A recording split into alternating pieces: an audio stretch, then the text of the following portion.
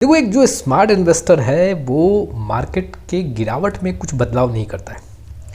आज मैं आपके सामने 10 ऐसे स्ट्रैटेजी रखूँगा जिससे आपको ये समझ में आएगा कि वैसे इन्वेस्टर जो काफ़ी बड़ा फंड बनाते हैं, जो मार्केट से अच्छा रिटर्न अचीव करते हैं, वो यहाँ पे क्या क्या स्ट्रैटेजी अपनाते हैं जिसके बेसिस पे उनका पैसा ज़्यादा बनता है।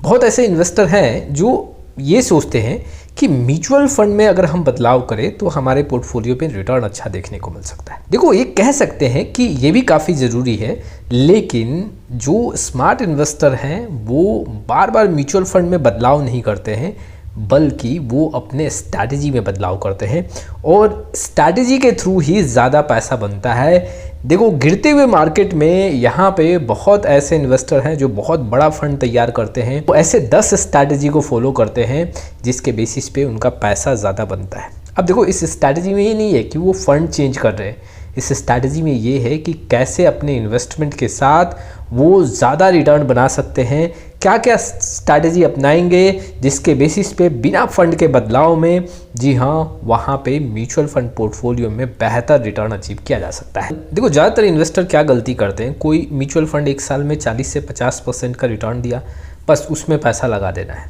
वहाँ पे अच्छा रिटर्न देखने को मिलेगा। देखो, मैं इन्वेस्टर को बताना चाहता हूँ कि अगर कोई म्यूचुअल फंड 60 या 70% का रिटर्न दे रहा है तो उसके पोर्टफोलियो में 10 जो टॉप लिस्ट होंगे स्टॉक्स, जहाँ पे सबसे ज़्यादा पैसा लग रहा है, वैसे स्टॉक्स का, जी हाँ, काफ़ी अच्छा मूवमेंट देखने को मिल रहा है, तभी जाके उस म्यूचुअल फंड में यहाँ पे बेहतर रिटर्न देखने को मिला है। अब देखो, पिछले एक साल में अब उस पोर्टफोलियो के जो बेहतर स्टॉक्स हैं वहाँ पे बहुत अच्छा रिटर्न देखने को मिला, तो इसलिए वो म्यूचुअल फंड अच्छा परफॉर्म किया। लेकिन क्या गारंटी है कि जो वो 10 स्टॉक्स हैं वो बार बार अच्छे रिटर्न देंगे? हो सकता है कि वो जो 10 स्टॉक्स हैं वो काफ़ी हाई वैल्यूएशन पे चले गए, अब वहाँ से वो गिरना स्टार्ट करें, तो बार बार कोई स्टॉक्स आपको हर साल 40 या 50% का रिटर्न तो बना के नहीं देगा।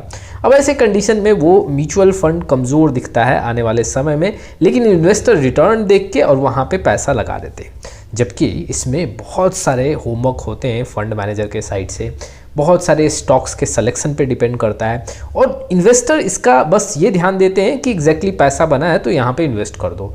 देखो, जो यहाँ पे स्मार्ट इन्वेस्टर हैं जो बहुत बड़ा फंड तैयार करना चाहते हैं, वो हमेशा कंसिस्टेंसी का ध्यान देते हैं कि लंबे समय में क्या ये म्यूचुअल फंड हाई कंसिस्टेंसी को मेंटेन कर रहा है, नहीं मेंटेन कर रहा है। टॉप लिस्ट में है ये नहीं ध्यान देना है, कंसिस्टेंसी कैसा देखने को मिल रहा है, यहाँ पे जो स्मार्ट इन्वेस्टर हैं इसको फोकस करते हैं। चलिए, आज मैं आपके सामने 10 ऐसे स्ट्रैटेजी रखूँगा जिसके बेसिस पे आप समझ पाओगे कि म्यूचुअल फंड में बदलाव से अच्छा है कि ऐसे स्ट्रैटेजी पे काम करोगे तो आप ज़्यादा पैसा बना लोगे, फंड में बार बार आपको चेंज नहीं करना पड़ेगा। सबसे फर्स्ट जो पॉइंट है कि आपको कभी एसआईपी बंद नहीं करना है। मान लो आपने 10 साल के लिए यहाँ पे इन्वेस्टमेंट जर्नी का एक प्रिपरेशन किया है, अब इस 10 साल में आपको कभी भी एसआईपी बंद नहीं करना है। इसकी मार्केट ऊपर हो या नीचे, आपको अपना एसआईपी चालू रखना है। हाँ, अगर मार्केट गिरता है तो उसमें एसआईपी के साथ कुछ स्ट्रैटेजी कर सकते हो।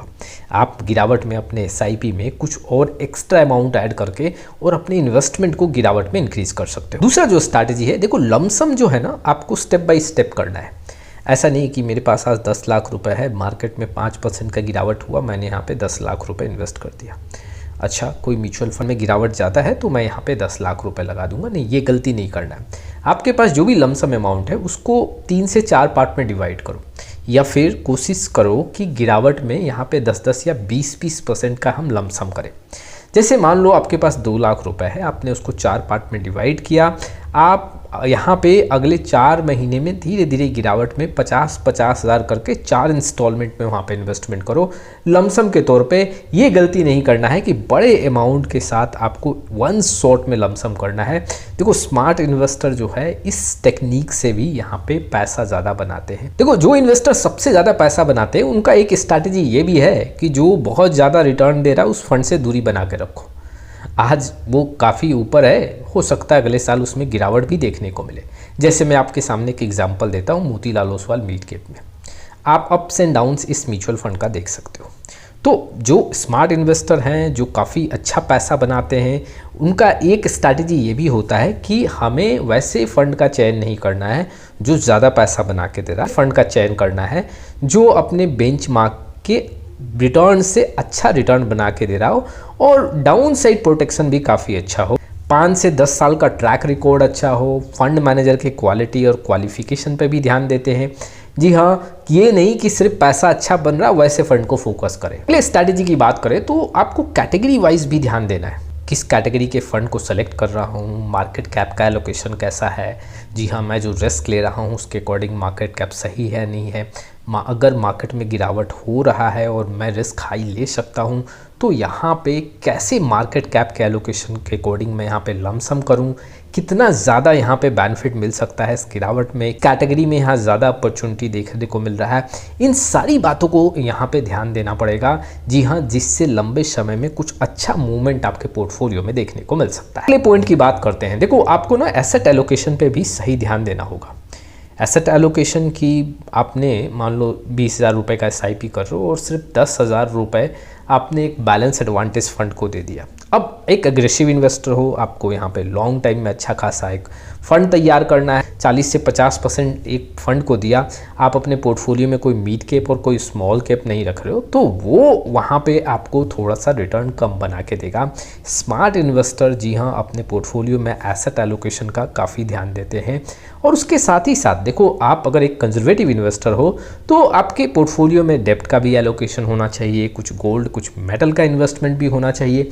इन सारी बातों को ध्यान देना पड़ेगा और स्मार्ट इन्वेस्टर अपने पोर्टफोलियो के एसेट एलोकेशन पे बहुत बारीकी से काम करते हैं और इसीलिए वो लंबे समय में अच्छा फंड तैयार कर लेते हैं। देखो, इसके साथ ही साथ देखो, आपको ये भी समझना पड़ेगा कि SIP से आप बहुत बड़ा फंड तैयार नहीं कर सकते हो कि आपने 100 रुपये का SIP किया, 10 साल तक 100 रुपये का SIP करोगे, क्या एक बड़ा फंड तैयार होगा? जी नहीं।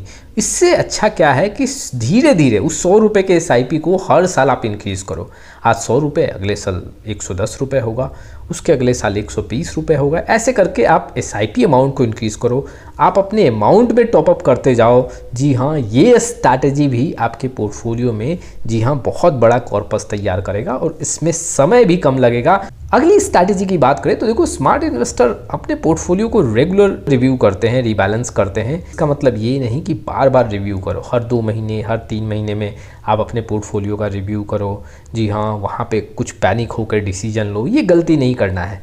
लेकिन हर साल जो आप रिव्यू कर रहे हो उसमें आप कोशिश करो कि फ़ंड में काफ़ी ज़्यादा बदलाव ना करें। आप asset allocation, rebalancing, market cap allocation का ध्यान रख के मार्केट के सिचुएशन के अकॉर्डिंग आप अपने स्ट्रैटेजी बनाएं और वहाँ पे लंबे समय में अच्छा रिटर्न पा सकते हैं। चलिए अगले स्ट्रैटेजी की बात करते हैं। देखो, यहाँ पे पोर्टफोलियो में जब हम फंड का चुनाव करते हैं तो कई ऐसे इन्वेस्टर हैं कि वो थीमेटिक्स फंड्स या सेक्टर फंड्स पे ज़्यादा फोकस करते हैं। अच्छा, PSU फंड ने पिछले साल तो 80% का रिटर्न दिया, हम PSU फंड अपने पोर्टफोलियो में रखेंगे। डिफेंस फंड यहाँ पे पिछले साल तो 70% का रिटर्न दिया, हम अपने पोर्टफोलियो में डिफेंस फंड रखेंगे। चलो ठीक है, आप एक सेक्टर फंड का चुनाव कर रहे हो, लेकिन एलोकेशन आपका 30% है, एलोकेशन आपने 40% रख दिया। देखो, एक स्मार्ट इन्वेस्टर जो है वो कभी भी सेक्टर के पीछे नहीं भागता, सेक्टर बेस्ड फंड के पीछे नहीं भागता। उसका मेन फोकस जो होता है, जैसे कि वो मेन फोकस फ्लेक्सी कैप के द्वारा, मिड कैप के द्वारा, small cap, multi cap, large in mid cap, large cap, ऐसे फंड का चुनाव करके और वो अपने पोर्टफोलियो को यहाँ पे बेहतर बना सकता है। सेक्टर फंड्स में बहुत उतार चढ़ाव होते हैं, जिससे पोर्टफोलियो एक बार काफ़ी हाई फिगर में ग्रीन देखने को मिलेगा और एक ऐसा समय भी आएगा जहाँ पे रिटर्न के मामले में आपका पोर्टफोलियो फाइट कर रहा हो। अगले पॉइंट की बात करूँ तो देखो, स्मार्ट इन्वेस्टर जो काफ़ी ज़्यादा यहाँ पे कॉर्पस तैयार करते हैं वो हमेशा कुछ ना कुछ अपने हाथ में कैश होल्ड करके चलते हैं। इट मीन्स कि कभी वो गलती नहीं करते हैं कि अपना पूरा पैसा लमसम कर दें। जैसे देखो, एक हम पोर्टफोलियो की बात करते हैं, एक म्यूचुअल फंड पोर्टफोलियो की बात करते हैं। जैसे पारंपरिक फ्लेक्सी कैप में आप देखोगे तो करीबन 15 से 20% का हमेशा कैश होल्डिंग परसेंटेज देखने को मिलेगा और इसलिए रखा जाता है कि मार्केट में कुछ अपॉर्चुनिटी हो तो वहाँ पे हम कुछ लमसम कर सकें। ठीक वैसे ही देखो, एक स्मार्ट इन्वेस्टर हमेशा अपने हाथ में कुछ कैश रखता है कि मार्केट के गिरावट में और दबाव में हम उस कैश का यूज कर सकें और कुछ अच्छा रिटर्न अचीव कर सकें। और एक लास्ट स्ट्रैटेजी जो इन्वेस्टर के लिए काफ़ी इंपॉर्टेंट है, हर एक इन्वेस्टर के लिए इंपॉर्टेंट है, धैर्य शक्ति होना चाहिए। ऐसा नहीं एक साल पैसा लगाया, अगले साल मार्केट में गिरावट हुआ, निकाल लो पैसा, झटके में पैसा निकाल लो। ये जो पॉइंट है वो अधिकतर न्यू इन्वेस्टर करते हैं। जो स्मार्ट इन्वेस्टर हैं, जिनके पास काफ़ी ज़्यादा एक्सपीरियंस है, जो लॉन्ग टाइम में कॉर्पस बनाना चाहते हैं, वो काफ़ी धैर्य शक्ति के साथ अपने इन्वेस्टमेंट को कंटिन्यू रखते हैं। विश्वास करो, समय लगता है। देखो, इन्वेस्टमेंट में कोई शॉर्टकट नहीं है कि आप एक साल में कोई 1 करोड़ रुपए बना लो या 2 साल में आपने 2 करोड़ रुपए बना लिए। ऐसा कोई शॉर्टकट नहीं है। आपको स्ट्रैटेजी, डिसिप्लिन और वहाँ पे आपको धैर्य शक्ति रखना पड़ेगा, जिसके साथ आप एक बड़ा कॉर्पस तैयार कर सकते हो। ये कुछ पॉइंट्स थे। जी हाँ, यहाँ पे 10 पॉइंट्स मैंने आपके सामने रखे हैं स्ट्रैटेजी के मामले में, जो एक स्मार्ट इन्वेस्टर अपनाता है। और ऐसे इन्वेस्टर ही बहुत बड़े कॉर्पस तैयार करते हैं। ऐसा नहीं कि बार बार फंड चेंज करने से एक बहुत बड़ा कॉर्पस तैयार होगा। यही स्ट्रैटेजी आपके पोर्टफोलियो के लिए काफ़ी कामयाब साबित होगा। अगर आप ऐसे स्ट्रैटेजी को फॉलो करोगे तो लंबे समय में एक बड़ा कॉर्पस तैयार कर सकते हो। तो ये कुछ इन्फॉर्मेशंस थे जो इन्वेस्टर के लिए इंपॉर्टेंट थे। आपका क्या राय है इस वीडियो को लेके कमेंट बॉक्स में जरूर आए। फिर मिलेंगे एक नए वीडियो के साथ। तब तक के लिए जय हिंद, जय भारत।